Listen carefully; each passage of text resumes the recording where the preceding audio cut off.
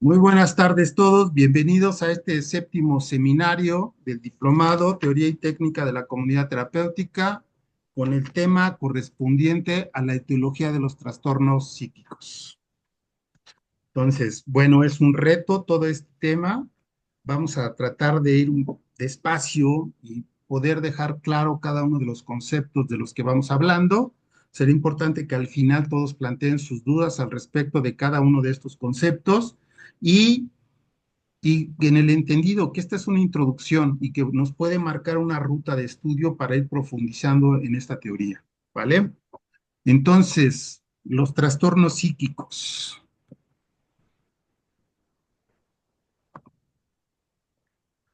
Aquí está la bibliografía, Joan Coder, Psiquiatría Dinámica. Este es un libro muy afortunado porque no es un psicoanalista puro, ¿no? Si ustedes leen a algunos autores franceses, ingleses, norteamericanos de psicoanálisis, hay muchas veces que no se entiende que hay que hacer 20 lecturas antes de comprender lo que nos están diciendo. Y aquí la ventaja de Coderch es que habla de una manera muy sencilla sobre pues no nada más la sintomatología como buen psiquiatra que es, sino también la etiología de los trastornos psíquicos. Entonces, es una obra muy afortunada. Ahí este libro es muy fácil de leer y nos plantea todos estos temas de cómo suceden estos trastornos y cuál es el funcionamiento de la estructura psíquica de acuerdo al psicoanálisis. Entonces, vamos a meternos a estas honduras del tema y vamos a ver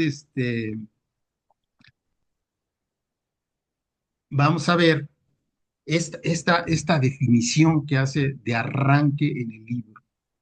La etiología psíquica de los trastornos mentales se deben a la inadecuada evolución del desarrollo psicoinstintivo, las disociaciones masivas, la utilización excesiva de los mecanismos de defensa, la debilidad del yo, el establecimiento de puntos de fijación que favorecen las posteriores regresiones.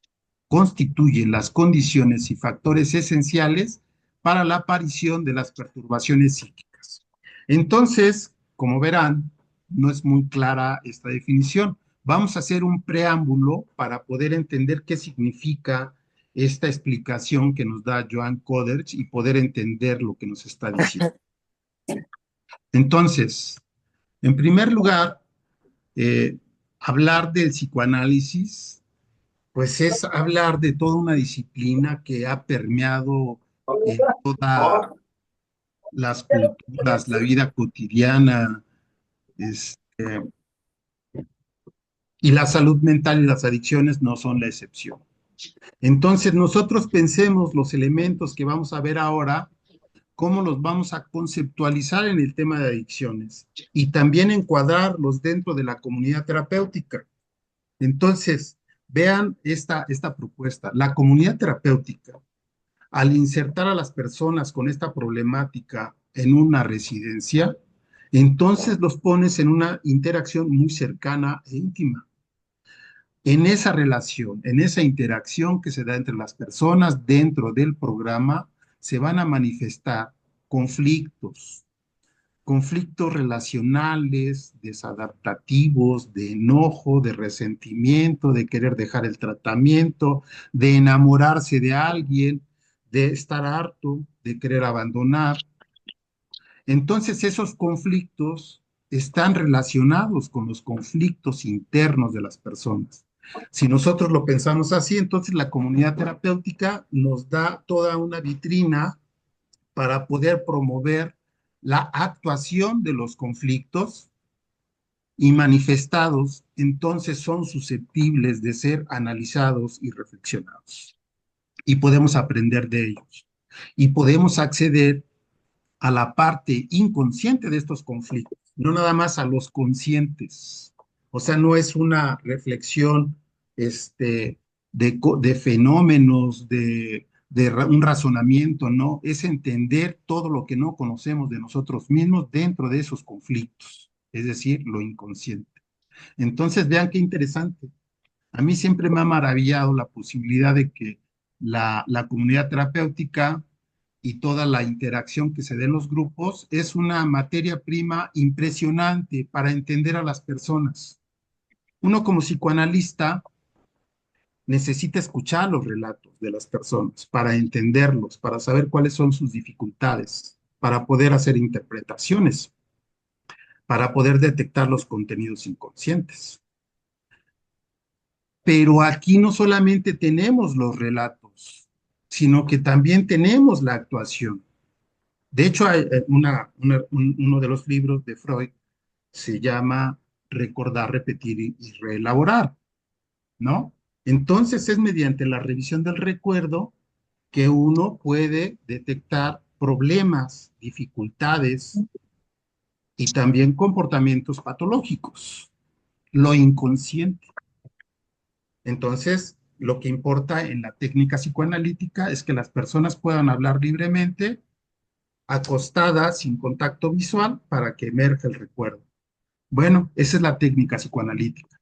La comunidad terapéutica te da algo más, te da la posibilidad de escuchar los relatos de las personas, facilita también la emergencia de los recuerdos y tenemos en vivo la actuación de los conflictos. Tenemos más información todavía que la que tiene un psicoanalista en el consultorio.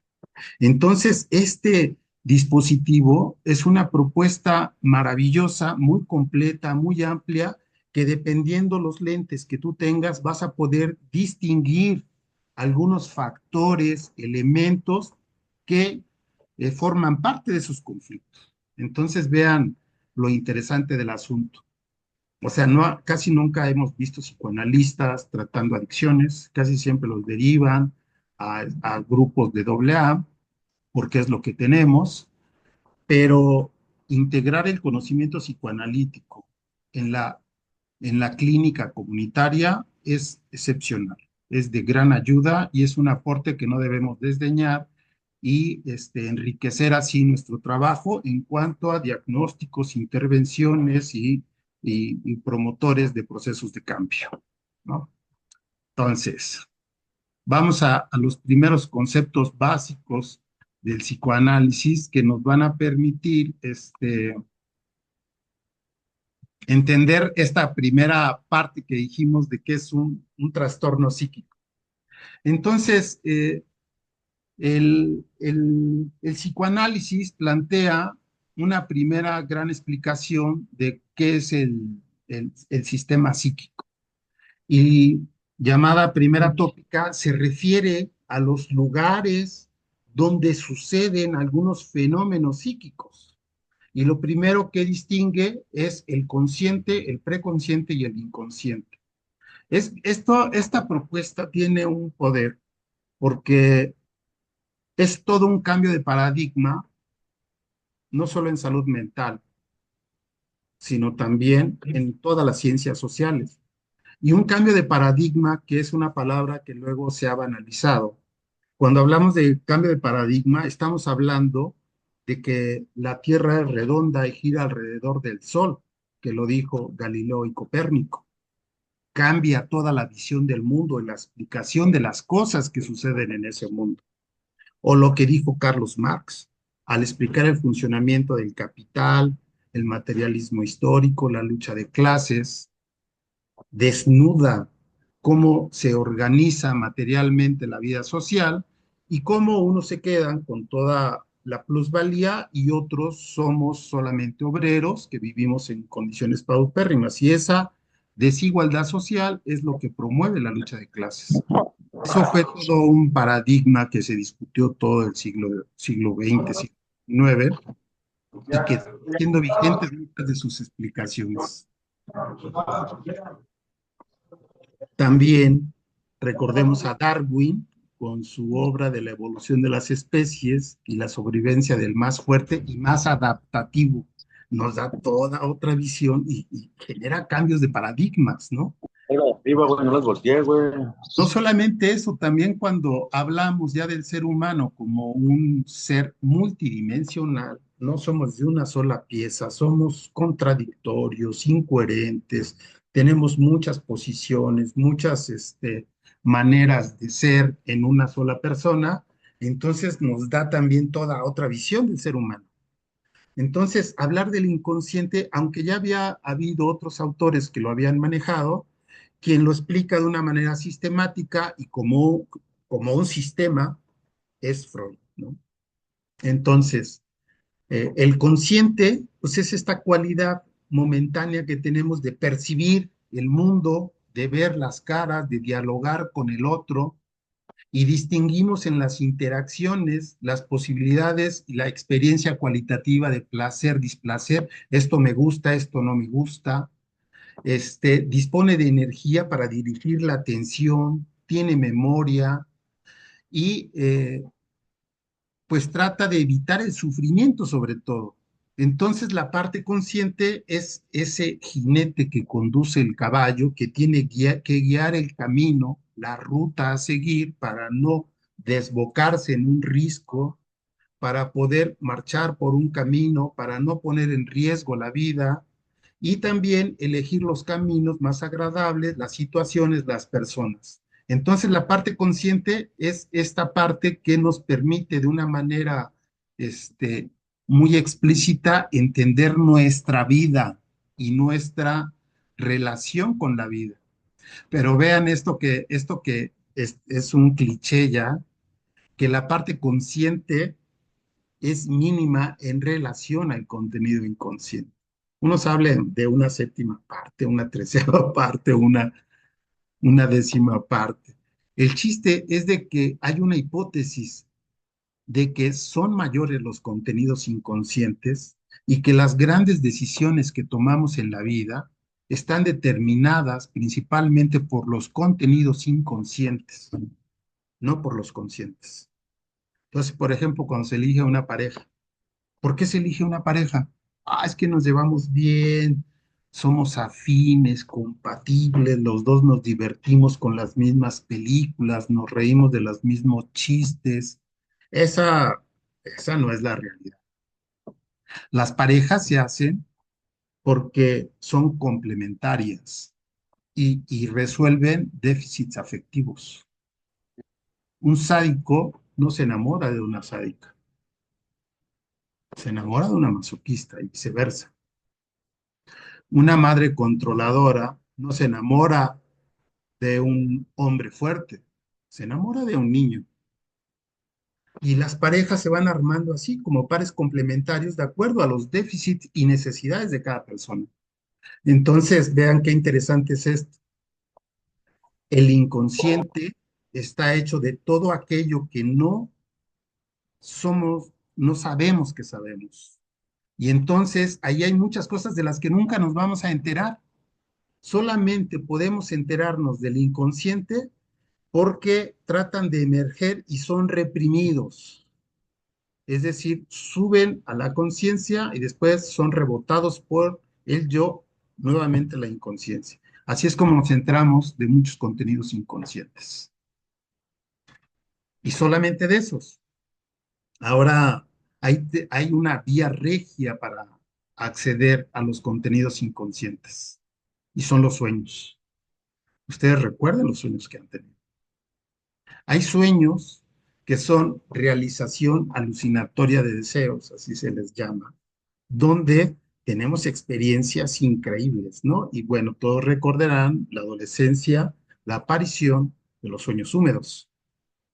No nada más sueños húmedos y de cosas sexuales, de todos los temas salen ahí. Y también se ve el temor, la amenaza, la agresión en los mismos sueños. Uno puede matar a alguien sin ninguna bronca, no existe esa conciencia moral todavía. En los sueños es proceso primario, tú vas y sé feliz. Entonces, el inconsciente, podemos tener algunos atisbos de cómo está constituido y es a través de los sueños. El chiste también es una manera de ver los contenidos inconscientes y los actos fallidos. Entonces tú ves a tu chica que se llama Fabiola y le dices Guardiola. dices, ¿quién es esa? ¿O quién es ese? Y ahí salen, ¿no? Ustedes no sé si les ha pasado, pero es también muy común que, por ejemplo, cosas que hemos olvidado, por ejemplo, el día en que fallece un familiar querido y se nos van las fechas, ¿no? Es su cumpleaños, es su aniversario, es el día que murió, se nos van las fechas y de repente sueñas, sueñas y te das cuenta, ay, sí, era su cumpleaños. Ahí está clarito. Cómo no es la conciencia la que accede a estos contenidos, pero eso no quiere decir que no existan y hay vías de expresión de lo inconsciente. En este caso, los sueños es una maravilla. Es una maravilla escuchar los sueños porque es encontrar esa otra parte, esas otras seis partes de las siete que no conocemos. De hecho, los pacientes van a terapia justamente para tener un mayor conocimiento de sí mismo y ese conocimiento son los contenidos inconscientes. A eso se va terapia psicoanalítica, para poder tener una visión más integral de nosotros mismos y si nos place y nos convence con esos aprendizajes, poder modificar la conducta. Entonces, vean, el inconsciente se vuelve en una parte predominante, constitutiva del ser humano que va a determinar el tipo de vida que va a llevar. El preconsciente, bueno, no es propiamente lo inconsciente, sino es esa parte que está muy pegada a la conciencia, que con un pequeño ejercicio de atención la vamos a recordar sin ningún problema. Entonces no tiene que ver con lo inconsciente.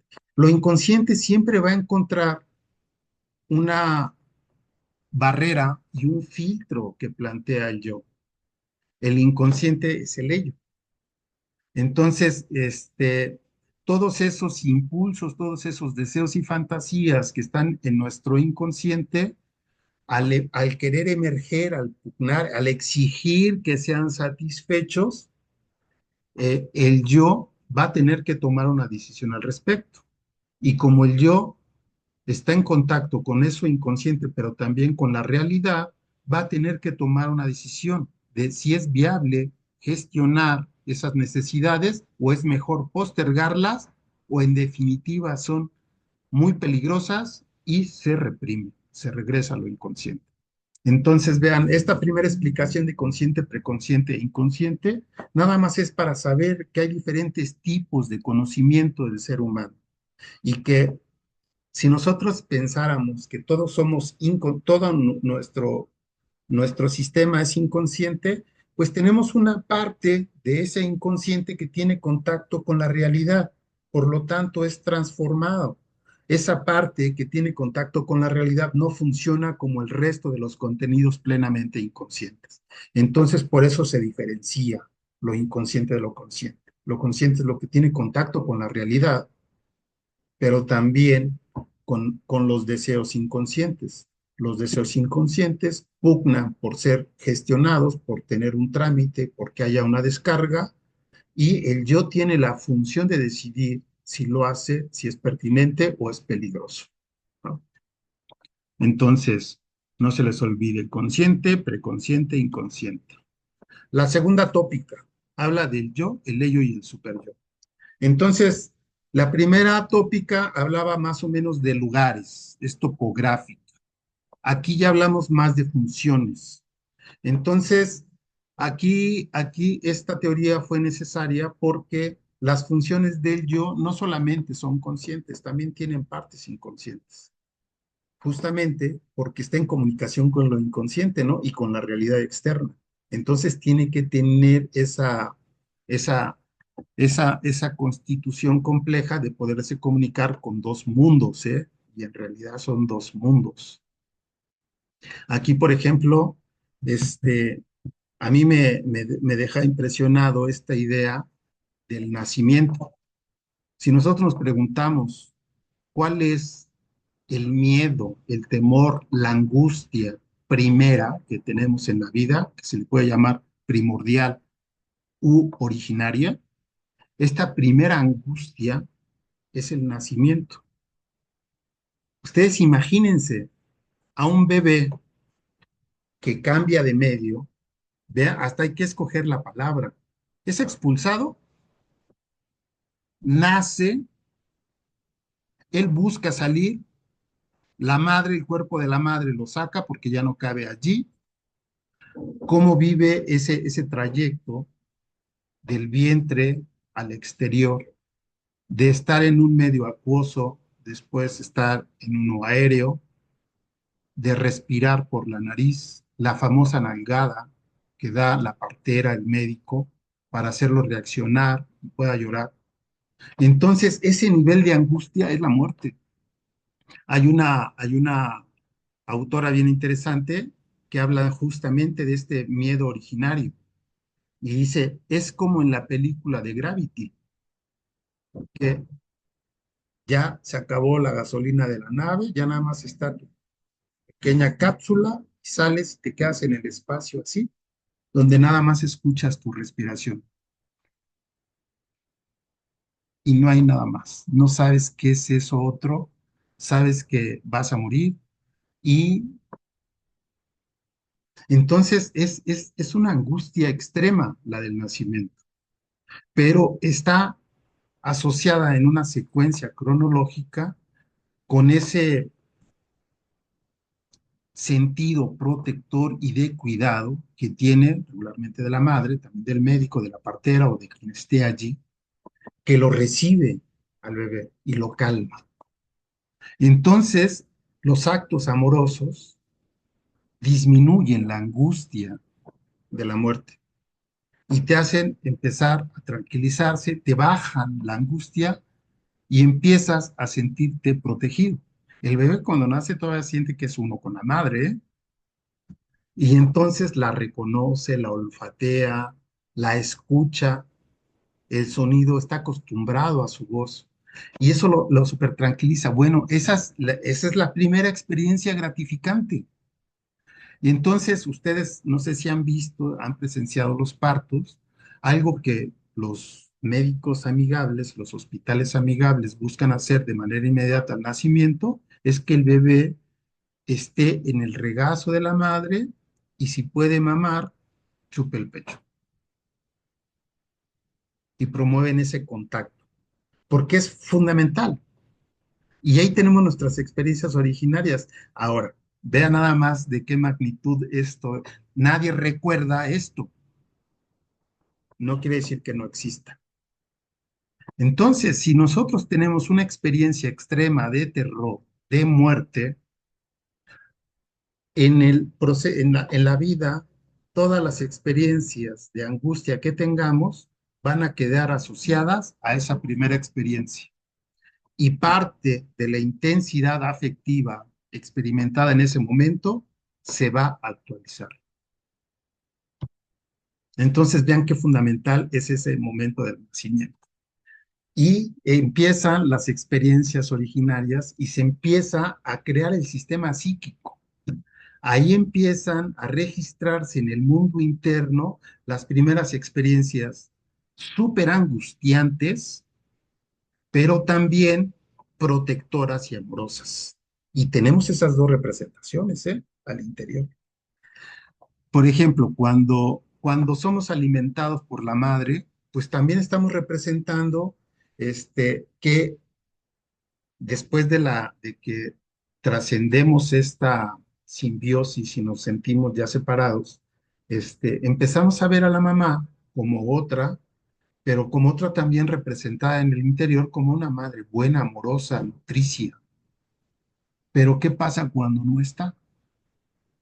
La mamá sin la intención de maltratar simplemente por no estar, no puede estar las 24 horas pegada al bebé, aunque muchas lo hacen.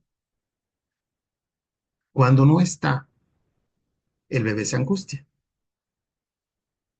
Y entonces, dependiendo el monto, la intensidad de la angustia, pone a llorar así como si fuera el último minuto de la vida, o más o menos, está más moderado, y con la repetición de las presencias y las ausencias, empieza a perder peligro la ausencia y empieza a disminuir la angustia y empieza a dominarla. Estos son prototipos para el manejo de las emociones, ¿eh? Porque todos los trastornos psíquicos tienen que ver con una falta de capacidad para manejar las emociones. Entonces, por eso lo estoy diciendo. Y están allí, en el inconsciente y en el consciente, ¿no? Entonces, el yo, si tenemos el ello como representante de la pulsión, pues el ello va a tener la función de que hay que entender esta parte de la pulsión. La pulsión es este detonante de energía que parte del cuerpo, de lo somático, pero que se comunica al cerebro como una necesidad. Entonces, nosotros sentimos esa información y si es hambre, pues va a tomar una imagen y tal vez hasta una fantasía de hambre, pero con eso todos los deseos de todos los tipos. Entonces, lo que empieza con un choque eléctrico y una comunicación neuronal toma la forma de una fantasía y de una imagen. Entonces, esa fantasía ya más elaborada, ya no es un choque eléctrico, ya es una manera, incluso contexto, ¿no? Narrativa de un deseo. Va a luchar por ser tramitada y le va a exigir al yo, que es el que está en contacto con la realidad, es el mediador del sistema psíquico, que onda, ¿no? Urge, urge, porque no es una petición timorata ni tibia, es urge. Entonces el yo recibe esta comunicación del inconsciente con esos impulsos y en esas fantasías, y él va a tener que determinar si esa fantasía puede tramitarse y descargarse. Ah, tienes hambre, sí, no es problema. Ah, ¿quieres destruir? No, no, nos van a desaparecer, nos van a atacar, nos van a destruir, no podemos hacer eso. No, más tarde. Entonces la función del yo es hacer esta evaluación. Por eso se dice que se rige bajo el principio de realidad, el ello, el principio del placer, ¿no? El superyo, ¿qué es? Son estas experiencias internalizadas principalmente de las funciones parentales. Los padres pueden ser idealizados y entonces esa representación interna idealizada está de alguna manera presente, incorporada y le va a dar una exigencia al yo de esto es lo que tenemos que buscar ser. Nosotros perseguimos este ideal. Nosotros tenemos que ser como nosotros somos ese ideal. Cuando se confunde el yo con el ideal del yo, tenemos los narcisismos, ¿no? Eso lo vemos más adelante. Entonces, el super yo también tiene la otra parte de censura. Eso no está bien. Y es el que le da un refuerzo al yo para impedir la emergencia de ciertos contenidos o deseos que vienen del ello. Entonces, en ese sentido, el super yo y yo son los que entran regularmente en conflicto con los impulsos y deseos, fantasías exigidas por el hecho, ¿no? Entonces, esta es otra manera de entender el sistema psíquico. Consciente, preconsciente, inconsciente, el yo, el ello y el superyo. Ahora, a manera de síntesis. El ello se rige bajo el principio del placer, está constituido por impulsos libidinales o agresivos, inconscientes, todo esto es inconsciente, que buscan su descarga, funcionan como proceso primario. ¿Qué es proceso primario? Es el actúo, no pienso. Proceso secundario es reflexionar sobre la acción. Por eso las terapias son procesos secundarios. Proceso primario, impulsivos. El ello también es el reservorio de energía, ahí nace todo, ahí es donde surgen todas las necesidades que nos obligan al sistema psíquico, a nuestro sistema nervioso central, a operar para satisfacer las necesidades para no morir y poder vivir bien. Entonces, En el ello está lo reprimido y esto los identificamos a través de sueños, actos fallidos y los chistes. El yo entonces se rige bajo el principio de realidad y va a escuchar el principio de placer del ello, pero va a tener más fuerza la necesidad de autoconservación. Es decir, yo no voy a exponer ni la estabilidad emocional ni peligro de muerte por satisfacer las necesidades del ello, ¿no? Es un mediador entre las necesidades pulsionales del ello, los imperativos del superyo y las exigencias de la realidad. En la instancia del conflicto neurótico, es el polo el conflicto neurótico siempre es la represión sexual, ¿eh? Todas las neurosis están clavadas en ese punto, la represión sexual. Entonces, quien impide la satisfacción sexual en el sistema psíquico es el yo cuando la reprime. Y después se generan estos trastornos de las neurosis, ¿no? Cuando vivimos una intensa ansiedad, se activa la señal de angustia y bajo esta campana, y acuérdense siempre de la angustia del nacimiento, ¿eh? Es que activa los mecanismos de defensa. Los mecanismos de defensa nos sirven para dos cosas. Una, para resolver la angustia y transformar nuestra percepción de la realidad en algo menos angustiante. Vean nada más. Entonces, ¿de qué manera se baja la angustia? En un duelo, cuando muere la persona que más quieres, que puede ser el amor por un hijo, muere tu hijo.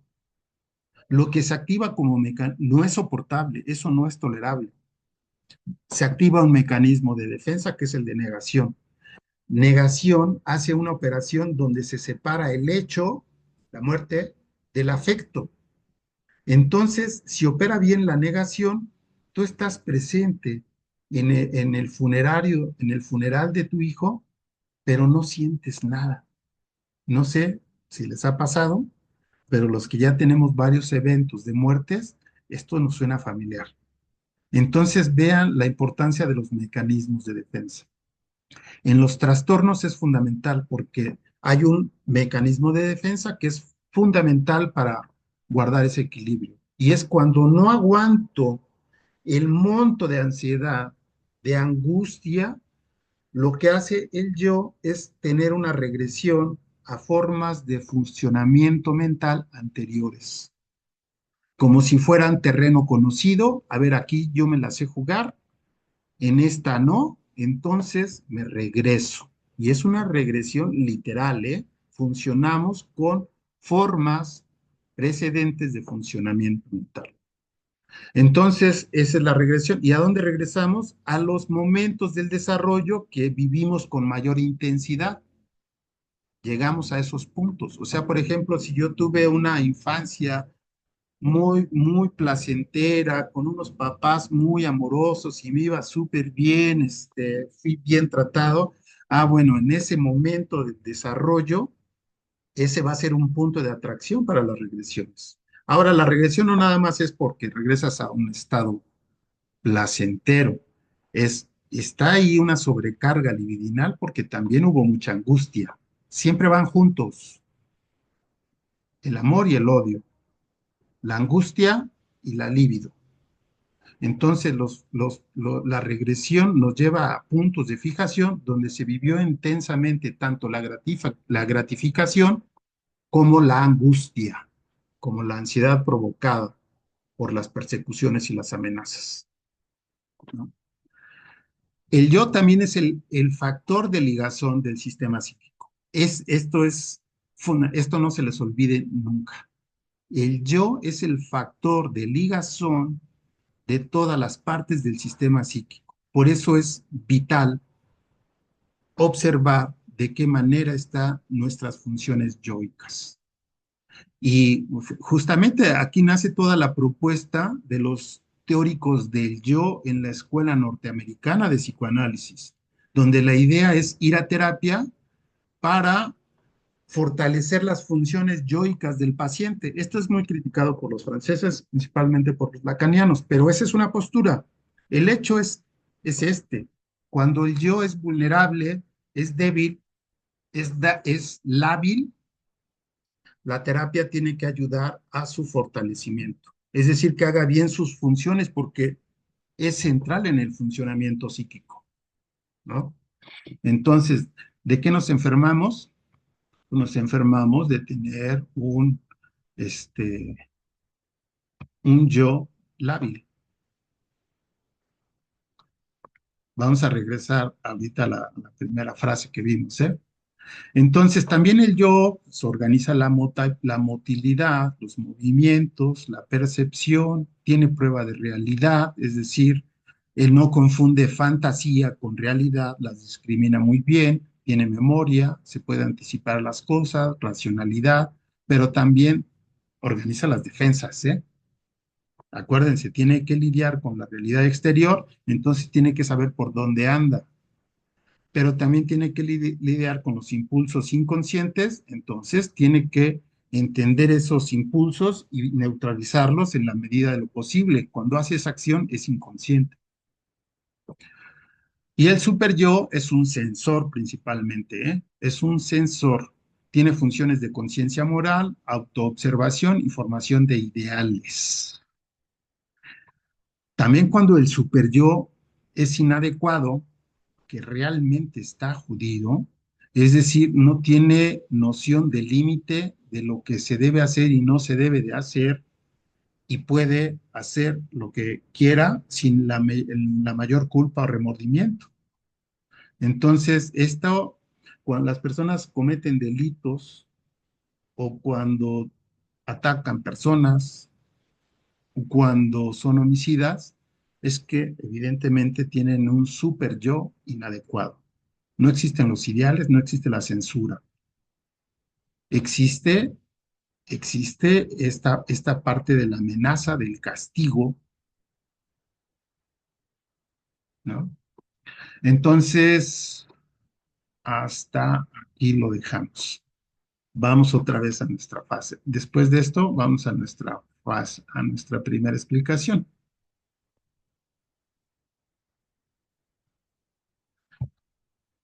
La etiología de los trastornos mentales se deben a una inadecuada evolución del desarrollo psicoinstintivo. ¿Qué quiere decir eso? Que el yo no funciona bien, que el yo es lábil, que el yo no sabe manejar la ansiedad, no sabe tramitar los impulsos del ello de una manera adecuada y siempre está en desequilibrio. Eso es lo que origina los trastornos.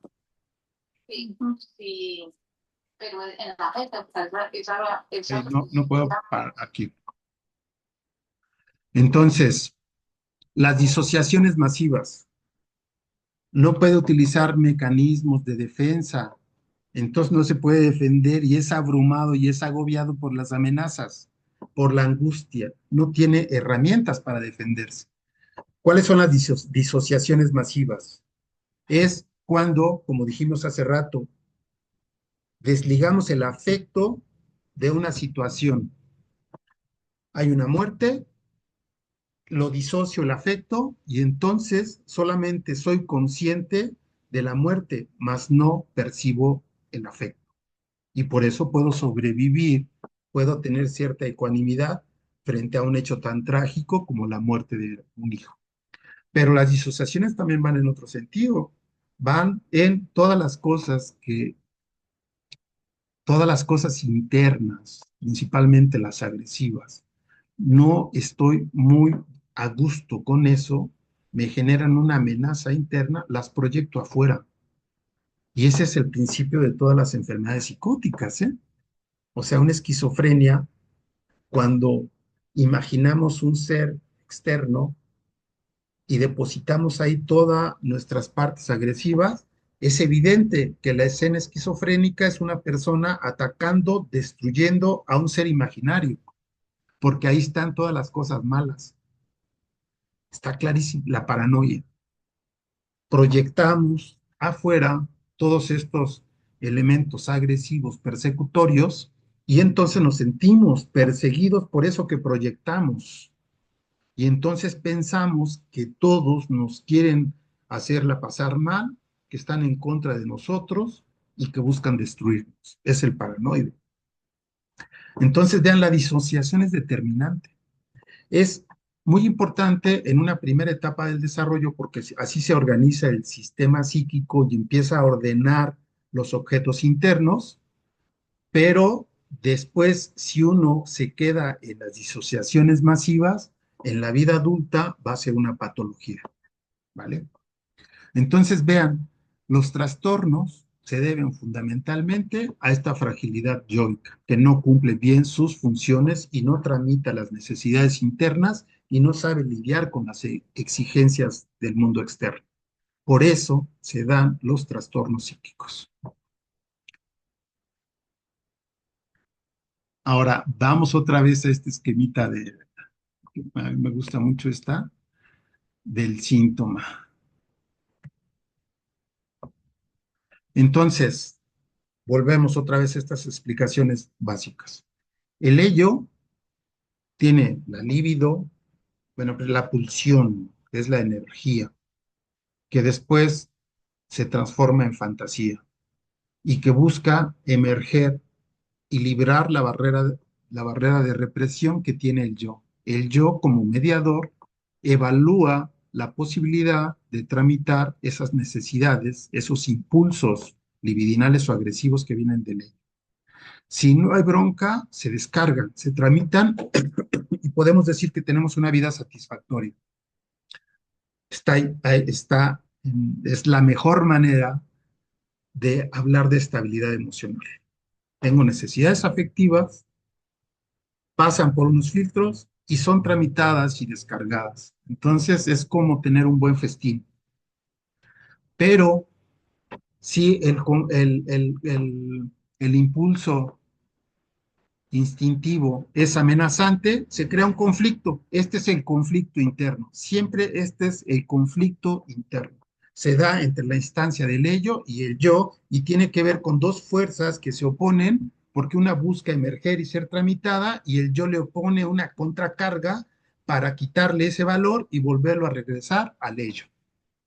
Entonces, acuérdense, esta es la definición de conflicto psíquico. Ahora, cuando algo es reprimido, no se queda ahí guardado, siempre va a llegar apaleado de regreso, pero se va a reanimar, va a volver a acumular fuerzas y va a volver a salir. Entonces, esta segunda emergencia de lo reprimido tiene un mecanismo que engaña a todo mundo para su satisfacción. A todo mundo engaña, ¿eh? Entonces, aparece de una manera disfrazada y parcialmente complace las necesidades del ello y parcialmente complace la necesidad de control y represión establecida por el yo. Entonces, un síntoma es una solución de compromiso que satisface ambas partes del conflicto, aparece de una manera disfrazada que no parece amenazante y entonces puede tener una descarga, pero es una descarga parcial y disfrazada, ¿no? Entonces, si nosotros entendemos la construcción de los síntomas bajo este proceso, ¿cómo explicamos el síntoma de la compulsión, de la compulsión al consumo de sustancias, de la dependencia? ¿No? Tendríamos que ver cuáles son esas exigencias del ello y del yo y qué fantasías trataba de satisfacer, ¿no? Entonces, si nosotros comparamos el síntoma con lo que debería de suceder como satisfacción libidinal del ello, que principalmente es lo sexual, pero son muchas otras cosas, son todas las satisfacciones evolutivas que vamos teniendo a partir de lo oral, de lo anal, de lo genital. Entonces, comparemos un desarrollo adecuado y tenemos una gratificación importante de los deseos sexuales promovidos por el ello y aprobados por el yo. Esta situación sexual, compárenla con el síntoma del consumo de sustancias, porque el consumo de sustancias tiene que dar, es una forma engañosa de satisfacer las necesidades del ello en sus deseos sexuales y las necesidades del yo de reprimirlo en cierta medida, ¿no? Entonces, vean, todo el tratamiento parte del síntoma y de una investigación de todas esas partes inconscientes que soportan la aparición del síntoma. Ahora, las funciones del yo, del ello y del superyo, cada quien las va moldeando y podemos tener un superyo bien tirano. Acuérdense la película de Los Miserables, el policía que perseguía a Jean Valjean. Ese es el superyo tirano.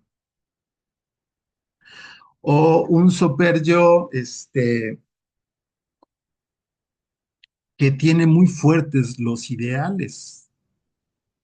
Y entonces tenemos a un yo que va a lidiar con sensaciones de grandeza, de ser lo único, de ser hecho a mano, de ser la mano de Dios o de ser el niño de oro.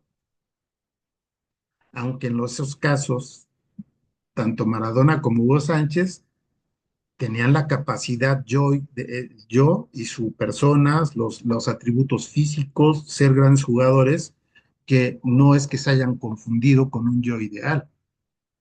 Tenían esos atributos y efectivamente tenían esa grandeza, ¿no? En la realidad. Pero cuando no tenemos esa grandeza, somos medianamente como todo ser humano y nos imaginamos ser la mano de Dios o el niño de oro, pues entonces ahí hay un gran lío porque la realidad nos va a poner en nuestro lugar a cada momento. O el yo puede ser equilibrado, prudente y puede organizar bien las necesidades internas, satisfacer lo que pide la realidad y decirle al yo, bueno, relax, no te pases. Dices, órale. Pero si tienes un yo estilo Paquita, la del barrio, un yo inútil, pues entonces estamos en un gran lío. Ahí estamos en un gran lío. Porque el ello, digamos que va a mantener sus dos energías constitucionales, que son las libidinales y las agresivas. Va a variar en intensidad la manera en que impulsa estas necesidades y la exigencia de gratificación, pero va a depender de la constitución del yo el que esto sea bien manejado o mal manejado. Y si es mal manejado, entonces tendremos obligadamente que recurrir a los mecanismos de defensa para solventar el conflicto interno. Aquí ya entendemos a mí me parece fascinante ver cómo el objeto del deseo, la meta sexual, se transmuta y entonces un fin sexual se transforma en el consumo de drogas como su sustituto. El cambiar de objeto de una persona por una sustancia significa que excluyo a los otros en la gestión de las necesidades afectivas. Y entonces tengo un aislamiento, un retraimiento, y yo solo, sin la necesidad de las personas, gestiono mis necesidades con una sustancia. Ese es el engaño, ese es el consuelo, el uso de sustancias es el consuelo que se tiene ante la frustración del deseo sexual. Y como la energía va a estar fluyendo permanentemente, siempre vamos a tener necesidad de satisfacer ese deseo, sea de una manera adecuada o sea de una manera falsificada a través de un síntoma. Entonces, vean, este argumento a mí me parece interesante porque también determina qué es lo que vas a hacer en el tratamiento. Eso es súper valioso. Si nosotros queremos rehabilitar a una persona, uno tenemos que saber cómo está funcionando nuestro sistema psíquico.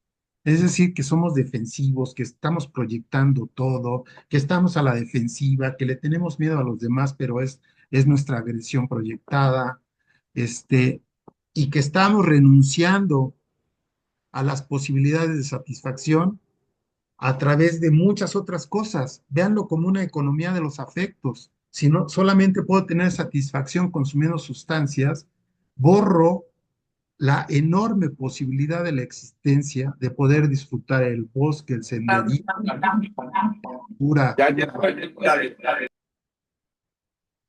la compañía de los demás, conocer otras culturas, pasar por los países, entender otras lenguas. Vean todas las grandes posibilidades que hay. Los islandeses descubrieron que el consumo de sustancias que son exorfinas pueden ser sustituidas por la producción de endorfinas y que si tú escenificas una obra de esas endorfinas. Entonces tú puedes producir hasta tu propia droga a través de actividades artísticas, culturales, educativas. Cuando han hecho estudios, tomografías de las personas que están en terapia, han visto que se ilumina la zona del juicio. Es decir, es un antídoto súper valioso, ¿no? Entonces, cuando una persona puede avanzar un buen tratamiento es que se percata de estos contenidos inconscientes, pero que también se puede revincular con la realidad en otros términos, soportar la frustración, la ansiedad, sin tener que regresar a formas precedentes de funcionamiento mental y ser necios y tramitar gratificaciones en el mundo actual, ¿no? Con las condiciones que tengamos. Entonces esa persona es cuando se va a rehabilitar. Cuando no tiene este manejo, va a regresionar. Y aparece como parte de esa regresión la satisfacción oral o con el consumo de sustancias de una manera protegida que no te expone a la frustración de las relaciones sociales. Nada más ni nada menos. Entonces, en suma, ¿cuál es la etiología de los trastornos? También hay que entender que hay dos tipos de instintos, que está el de autoconservación, que el representante es el yo, y el de la lívida y los contenidos agresivos que están en el ello, y siempre van a estar en oposición, en conflicto, ¿no? Dependiendo las cantidades, va a determinar un tipo de solución. Entonces, vean, la libido podemos entenderlo, no piensen que solamente es la escena sexual, es el coito, no. Lo libidinal es una metáfora de una amplitud de formas de satisfacción. Entonces lo podemos ver como el impulso de vida que tiende hacia la unión con los demás y su expresión es el amor. Y el impulso de muerte que tiende a la disolución, el odio, la agresividad y la destrucción. Vean, o sea, aquí sin ninguna dificultad podemos ir encuadrando lo que es el consumo de sustancias. Por supuesto que no es algo amoroso. Es una solución, sí, pero bajo un proceso destructivo. Entonces está dominado por uno de los impulsos. En general, en los procesos más o menos normales, adecuados, los impulsos se fusionan y pierden poder, por supuesto. La idea es que se imponga y los instintos amorosos dobleguen a los instintos agresivos. No que desaparezcan, ¿eh? Eso nunca es posible. Cuando vaya alguien a terapia y les diga, ay, es que el mundo es fascinante, la vida es hermosa, mi mamá es una belleza, mis hermanos es lo que más amo en el mundo, y ya que lleve media hora hablándote de las bondades del universo, hay que preguntarle, oye, ¿y dónde está la agresión? Porque la está ocultando a partir de su justificación amorosa.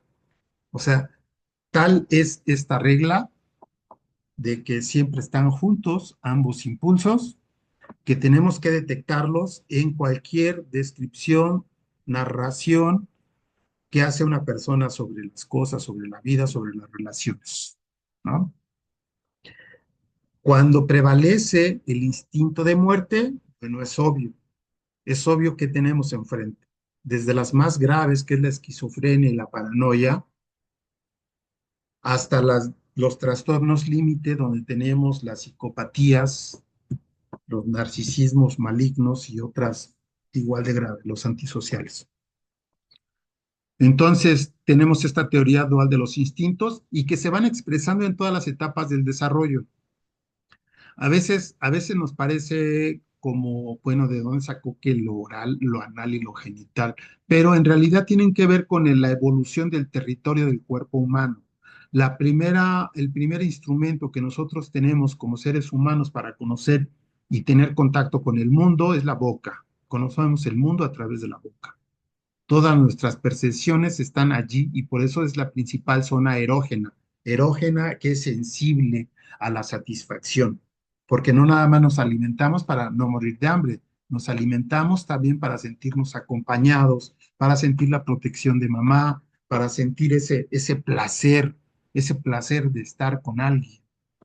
Y lo anal, pues también tiene que ver con percatarse de que tenemos un cuerpo, que los alimentos se acumulan en el estómago, que podemos retenerlos o expulsarlos y que podemos representar esos alimentos como cosas bondadosas o como veneno puro.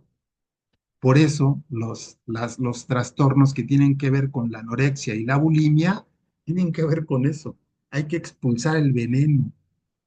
Y aparte es una cuestión también bien psicótica porque te ves en el espejo y te ves gorda cuando estás en los huesos o lo primero que comes inmediatamente lo vomitas.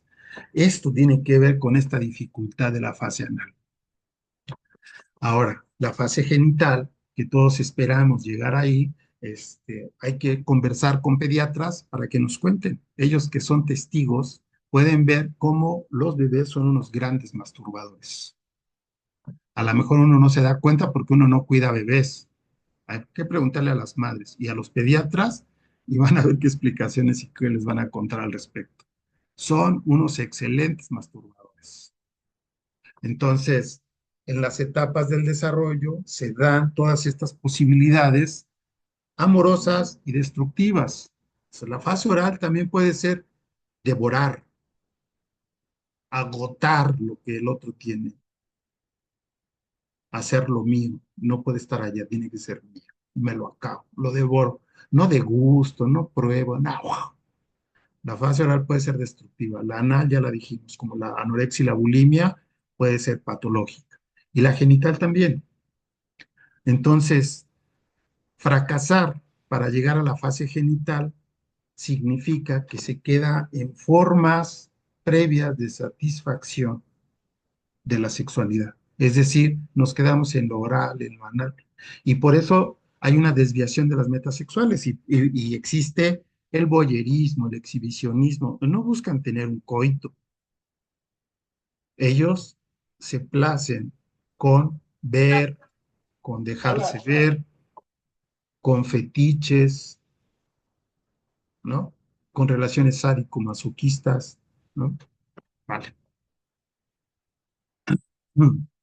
Ahora ya decíamos de la importancia de la fijación y la regresión como mecanismos de defensa cruciales para la aparición de los trastornos. Entonces, la fijación es justo cuando vivimos intensamente ciertas etapas del desarrollo, intensamente porque hay mucha amenaza, hay mucha ansiedad, pero también se dirige mucha libido para neutralizarla. Entonces está sobrecargada y por eso se queda uno fijado. Entonces, si uno se hace adulto y después tiene ciertas dificultades emocionales y no puede gestionarlas y se angustia demasiado, pues va a tener una regresión a esos puntos de fijación. ¿No? Bueno, me apuro porque el tiempo vuela. El trastorno de personalidad, entonces, es determinado por muchas causas, depende de factores múltiples, de procesos endopsíquicos, así como del sistema relacional y de su contexto social. Entonces, Coderch habla de los factores esenciales como todos los procesos endopsíquicos, ¿no? Las funciones del yo, la lectura de la realidad, el tipo de impulsos del ello, la manera en que son manejados y satisfechos, o bien son reprimidos y se vive una eterna frustración, que a la postre es lo que nos lleva a la enfermedad. La debilidad yoica es el factor más importante para tener un problema mental.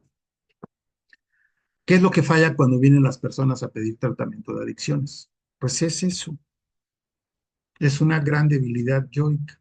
Es alguien que no tiene fuerza de voluntad, que no puede ser asertivo, que no entiende bien cómo tramitar sus necesidades, que está muy disociado.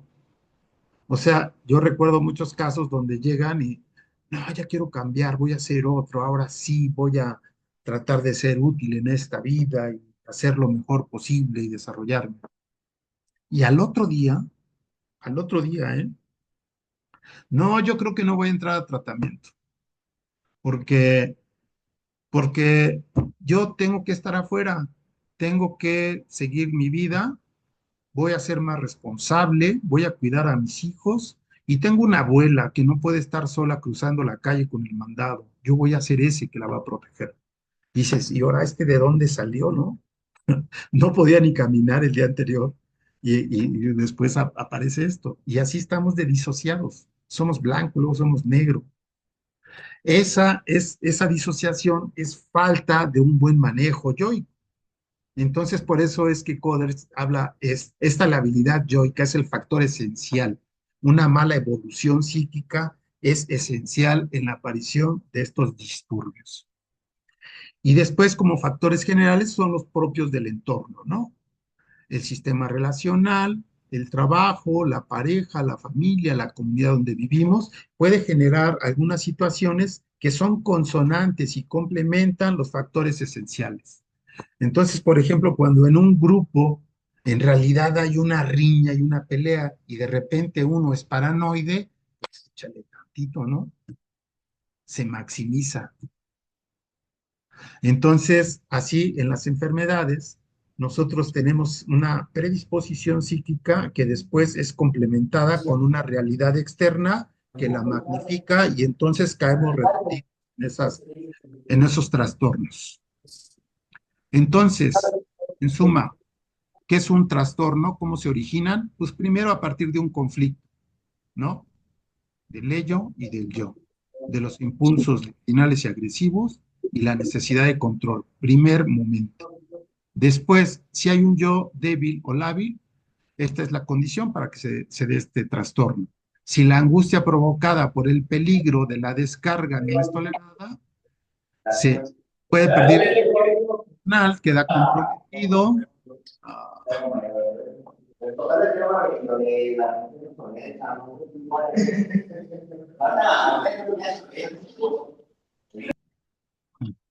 Ahí está. Entonces, tiene que haber un yo débil que no tolere la realidad, la satisfacción de necesidades y tenga que regresionar a formas precedentes eh, y entonces estar funcionando así. Eso ya es una enfermedad, ¿no? Y el yo, pues por supuesto que aparece como el agente de las defensas, pero un yo lábil las utiliza de manera excesiva y por eso surge la enfermedad. Los factores generales, aquí nos podríamos también quedar un buen rato, pero ya no tenemos mucho tiempo. Pero pues las carencias afectivas durante la infancia es determinante. Hay unos estudios bien interesantes donde sobre personas que son dependientes al consumo de sustancias y que cometieron un delito y están en sistema penitenciario, lo que encontraron es que en estas relaciones parentales ellos tenían esta característica muy fuerte. No es que los medio quisieran, no es que hicieran un cuidado simulado, es que hay un abandono objetivo por parte de los padres. Entonces, vean, esta indiferencia o este maltrato, este ser violentado en la primera infancia, está bien correlacionado con el desarrollo de estructuras de personalidad antisocial. La privación emocional en la infancia del contacto amoroso con la madre es determinante para la aparición de las enfermedades mentales. Es decir, madre, padre o entorno abandonador, indiferente o que nos violente, eso va a ser determinante para la salud mental. Incluso hablan de la violencia originaria. Cuando un bebé no es deseado, está en el vientre, empieza a vivir ese tipo de violencia que difícilmente se supera en la vida, ¿eh? Y estos son estudios que están documentados. Difícilmente se supera esa violencia originaria. Las reacciones de duelo, pues todos tenemos duelo, entonces un duelo mal elaborado, por supuesto que nos mantiene en una condición antisocial, no queremos estar cerca de nadie o le echamos la culpa a todo mundo, nos sentimos incomprendidos, y luego hasta nos identificamos con el objeto perdido y actuamos como ellos y siempre estamos rumiando de que, pues, ¿por qué murió? Pudimos haberlo salvado, pudimos haber hecho, y se queda allí, incapaz de tener otros vínculos sociales. Entonces, un duelo mal elaborado, pues por supuesto que una droga sería un magnífico mitigador de este sufrimiento. Los problemas laborales, ustedes lo conocen muy bien, en comunidad terapéutica y en centros de tratamiento hay algo que llamamos burnout, donde pues el agotamiento laboral y cuando no tenemos supervisión, cuando no tenemos capacitación, cuando no tenemos retroalimentación, empezamos a imbuirnos tanto en la patología de las personas que están en tratamiento que lo absorbemos y no podemos deshacerlo. Y de repente llegamos a un momento en el que no somos funcionales en el trabajo y estamos en competencia con el otro, sentimos que no nos escuchan, que nosotros hacemos más que los demás y no lo toman en cuenta, nos sentimos despreciados y empieza un odio en el equipo que estalla, pero de una manera fenomenal. Y bueno, les quiero enseñar una última tablita antes de quitar esta. Entonces, ¿qué es lo que nos propone el psicoanálisis? Es poder determinar cuáles son las estructuras psíquicas. Y entonces hay dos grandes grupos, que son las neurosis y la psicosis. Hay otro que está en medio, otro tipo de estructura. Unos le llamaron primero perversiones, ahora les podemos llamar trastornos del carácter, trastornos límite de personalidad. Y entonces todas estas bordean entre la psicosis y la neurosis. En momentos de estrés funcionan de manera psicótica, pierden principio de realidad, este, prevalece lo agresivo, son fantasías persecutorias y las neurosis, que son de otro tipo, ¿no? Entonces, salen de los estados psicóticos y después se comportan como neuróticos, como cualquier persona normal. Bueno, en estos trastornos límite tenemos al 90% de las personas con dependencia al consumo de sustancias. Por eso esta dificultad aparentemente son normales, pero en situaciones de presión, de estrés o de frustración se psicotizan, pero después regresionan y se ven como neuróticos. Entonces, por eso hay una dificultad, ¿no? De agarrarlos. Vean, todas las neurosis tienen que ver con la represión sexual. Y pues así surgió el psicoanálisis, ¿no? Con el manejo, con el estudio, la investigación y la técnica para curar los fenómenos histéricos, que no son de raíz orgánica, que tenían que ver con lo psíquico y que tenía que ver con una represión. Las primeras narraciones de las histéricas, porque regularmente eran mujeres, se aludía a una situación sexual. Entonces, en los primeros casos se pensaba que había habido un abuso y por eso los síntomas histéricos. Los síntomas histéricos puede ser ceguera, pueden ser convulsiones, puede ser de no puedo mover un brazo, este, muchos síntomas somáticos. Entonces, se pensaba que el síntoma de la convulsión y de la parálisis y de la ceguera se debía a que había sido abusada sexualmente. Ya después siguen investigando y esta situación sexual podría haber sido imaginada y podría haber sido un deseo y podría haber sido un deseo inconsciente. Entonces, cuando están trabajando con estas narraciones de las histéricas y se llega al corazón del problema que tiene que ver con la represión sexual Y esta se profundiza, se narra, se hace explícita, se le ponen colores. Al ser dominada de esta manera por el consciente, desaparecen los síntomas. Claro, tiene que ver no nada más con entenderlo, que tenía que ver con una represión, sino tenía que ver con dejar de utilizar excesivamente ese mecanismo de represión de los deseos sexuales. Es decir, tenía que aventurarse las relaciones amorosas. Entonces, esas son las histerias. Y todas, la neurosis fóbica, la obsesivo-compulsivas, tienen que ver con modalidades de represión de la meta sexual. La psicosis no aparece, por supuesto, esta cuestión de lo sexual, sí, la sexualidad, pero muy, muy primitiva.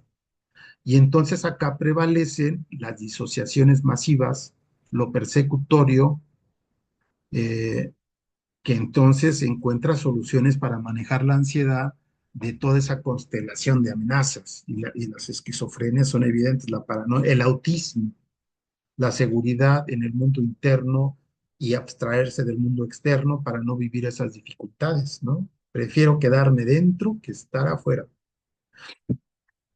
Y esto de los trastornos del carácter, los límites de personalidad, Otto Kemper siempre los menciona como mundos internos que están poblados o que tienen objetos introyectados con la prevalencia de la agresión, ¿no? Tan, tan.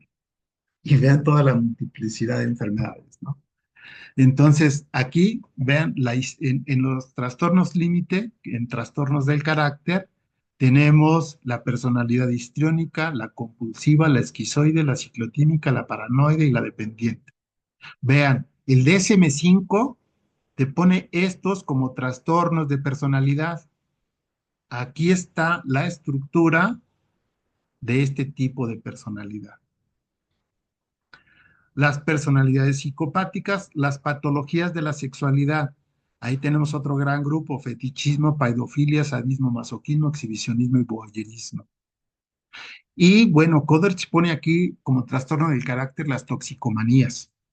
Y bueno, no es casual que muchas personas que sean estructuras psicopáticas o narcisismos malignos sean dependientes al consumo de sustancias.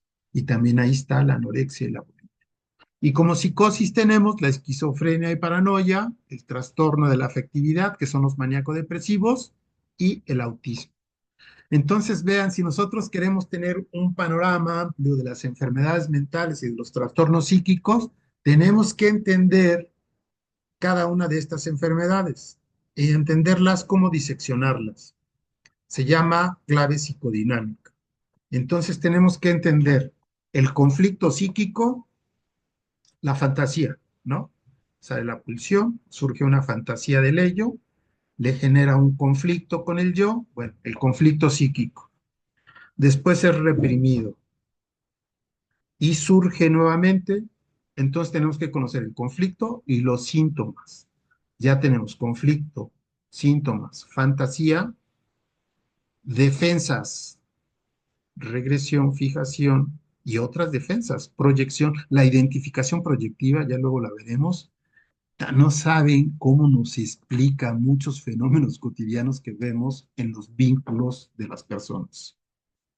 Esto lo puse aquí nada más para que tuvieran esta imagen con toda el, la amplitud de las enfermedades que se pueden entender, cómo las clasifica el psicoanálisis, que es diferente a la clasificación del DSM-5,